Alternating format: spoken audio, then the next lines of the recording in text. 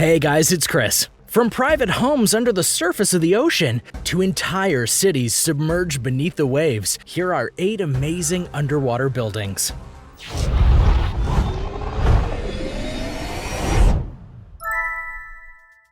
Number 8. H2O.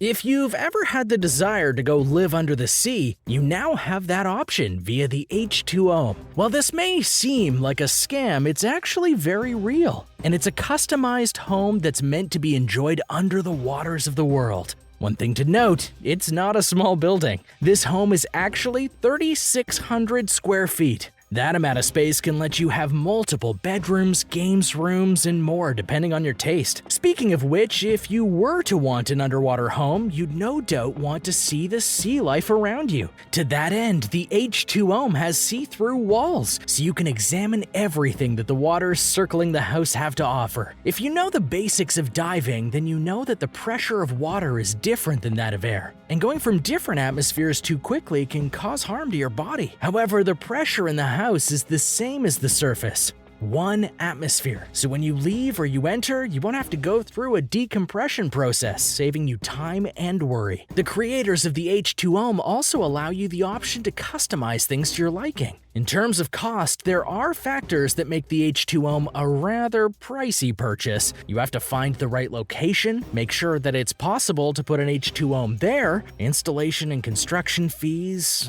rounding up, it's about $12 million for an H2O. However, it should be noted that you can get a 1,200 square foot version for only $4 million with a few extra expenses.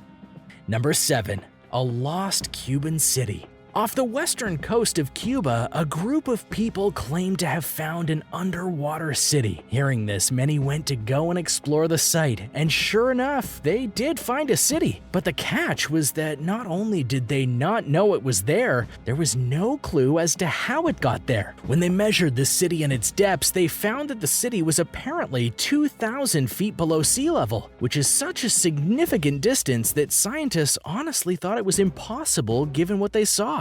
By their estimations, it would have taken around 50,000 years to get to that point in the ocean just by sinking. But it clearly was not built over 50,000 years ago. And so the question becomes, how did it get there? The controversy grows when people try to understand the city itself. It's clear via pictures and video that it is a city, one with marvelous constructions comprised mostly of granite. Yet when attempting to discover signs of life such as pottery or stonework, none were found. Because of its depth, it brings up the question of when it was part of Cuba, who built it, how it sank, and how it got to the depths of the ocean so quickly. Many are studying this lost Cuban city initially discovered in 2001, and there are several theories about the structures, including that it could be the sunken city of Atlantis. However, in 2016, CNN reported that this marvel is a natural phenomenon caused by the mineralization of hydrocarbon seeps, which creates the circular columns. Number 6. The underwater city in the Gulf of Cambay. Oceanographers were doing scans of the Gulf of Cambay on the west coast of India in the year 2001. During those scans, they noticed something that seemed very out of place. About 120 feet below sea level, there were signs of various structures, indicating a city below the waves. After making the discovery, they went and investigated the situation. To their amazement, they found an entire underwater city that was clearly man-made. But it wasn't just basic buildings that they found. Rather, they found signs of construction being done to the city, tools that helped to make it happen, and even some human remains, definitely proving that someone lived here in the past. Their first priority was to retrieve and analyze the bones that they'd found.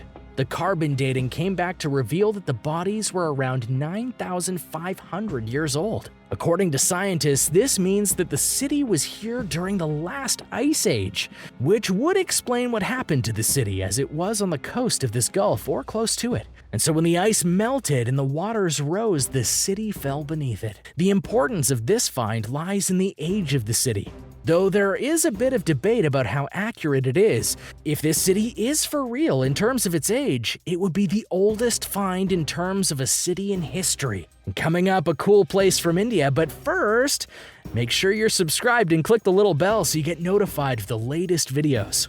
Number 5. The Shore Temple. The Shore Temple in Mahabalipuram, India is one that is laced in legend. It's said to be one of 7 legendary temples, ones that had such beauty that the gods themselves tried to wash them away. Though they technically failed, only one of the temples remained in the world, or so the people of India thought. Because in 2004, a tsunami ravaged the area near the temple, and when it did, it revealed one of the lost temples. Furthermore, exploration of it revealed artifacts that were the same type as the Shore Temple, proving its link to the other one. This sparked much curiosity to those in India and around the world, because if 2 of the temples are still around, it goes to reason that maybe the other 5 are still out there somewhere. And if they are, the legend could be proven accurate in more ways than one, possibly 7 ways.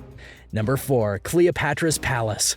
Off the coast of Alexandria in Egypt, if you dive deep into the waters, you'll find what was once the palace for the legendary queen known as Cleopatra. But that's not all you'll find, for there's also a temple to the goddess Isis, who Cleopatra was rumored to be descended from. So how did such a historic place go into the waters of Egypt? Well, many scientists think that it was a natural event, like an earthquake or maybe 2, while others think tidal waves also had a hand in this. Regardless, there's a whole palace and temple just off the coast, and expeditions to find artifacts and treasures within it have been going on for years. There have been more than 140 artifacts discovered within it.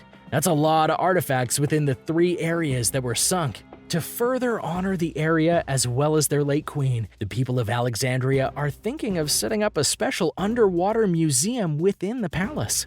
There's also speculation that within one of the areas that are underwater lies the tomb in which Cleopatra and her lover Mark Antony are buried. Number 3. Port Royal. In the movie series The Pirates of the Caribbean, there was a town that was the setting for many parts of the series, called Port Royal. And this town was a very regal, very old English town or city. However, the real Port Royal can be currently found beneath the waters near Jamaica, and this one wasn't the creme de la creme. Rather, it was given the name Wickedest Place on Earth. Once set in Kingston Harbor, this was a pirate's go-to place when they wanted to get away from it all. Also as privateers that were actually under the employment of the English government to find and capture Spanish ships. When that ended, they became full-on pirates and loved to sail to Port Royal. There were even accounts that pirates as far as Madagascar came to Port Royal, which shows how word of mouth helped attract in customers to the place. Port Royal came to be in 1512 and lasted until 1692,